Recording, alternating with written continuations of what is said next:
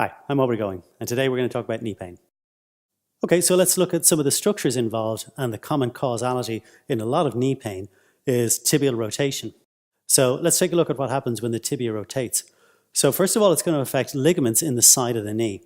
And we have ligaments on either side. These are called collateral ligaments. And the collateral ligament's job is to stabilize the knee from side to side.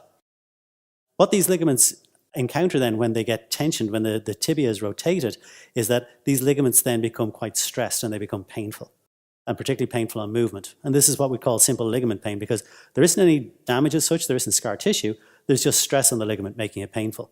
If we can derotate the tibia, we take care of that stress, we unload the ligament, and the pain can go away very quickly. So what causes this tibial rotation, this turning of the lower leg bone? Well, there's one of the hamstrings, it's called biceps femoris, and biceps femoris attaches to the back of the femur. Unlike the other hamstrings, which go all the way up to the top of the pelvis, biceps femoris goes from the back of the femur down onto the top of the tibia and the fibula. So it has this mechanical advantage whereby when it contracts, it can turn this lower leg bone, it can twist the tibia.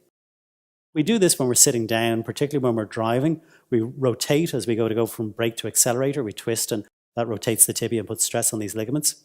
But the other thing it will affect is actually the kneecap, the patella, because the kneecap is connecting to the tibia. When the tibia is twisted or rotated, it means the kneecap is now pulled offline, it's off center. So instead of it running in a smooth groove in the back of the femur, the kneecap is now actually hitting off the sides of the femur, and it damages this cartilage on the underside, and we can develop a condition known as chondromalacia patella. Now again, if the kneecap is brought back into its more neutral position, if it's better orientated, it can slide better in that groove, and it doesn't cause the same problems, the same dysfunction. Probably one of the big causes of knee pain is a meniscus tear.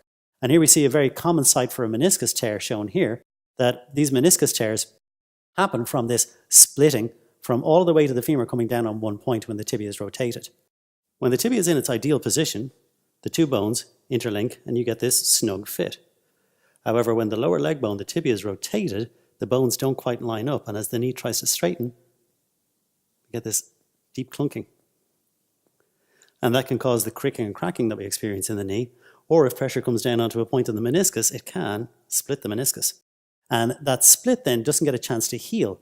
It's damaged, sometimes you can just tear like a flap, almost like just skinning a knuckle, and because it continuously is getting rubbed, it really doesn't get a chance to heal properly. If we can rotate and get it back to a more neutral position, we can then actually get the femur to sit properly, that its weight is coming down between the two bones. So instead of the pressure coming onto one side here, the femur actually sits back properly and spreads its weight over the meniscus on either side instead of being rotated out and pushing all on one side. Because this will just keep re-injuring this flap of cartilage, and it really won't get a chance to heal. So derotating the tibia is very important. We'll take a look at how we can do some therapy techniques to improve this situation, and then some home care stretches that may in some cases allow this to heal and even avoid surgery. Or in cases where surgery is necessary, if we take pressure off this area, the surgery is going to be more successful, we get better outcomes, even when this has to be surgically repaired. In a treatment session, we first assess the degree of rotation of the tibia, then apply myofascial techniques to release any adhesion between the hamstrings, or even between the hamstrings and other muscle groups, such as the adductor muscles under the hamstrings. Specific myofascial, frictioning and trigger point techniques are applied to the short head of bicep, and then derotating of the tibia along with mobilizing the fibular head.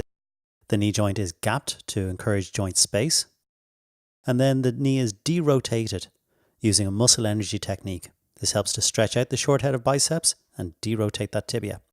The client is then given home care exercises that specifically stretch and target the short head of biceps femoris. Hope you enjoyed this short video on knee pain. Special thanks goes to 3D4Medical for giving us permission to use their exceptional anatomy app. It's called Complete Anatomy. You can find more information on our college page about training courses, DVDs, books.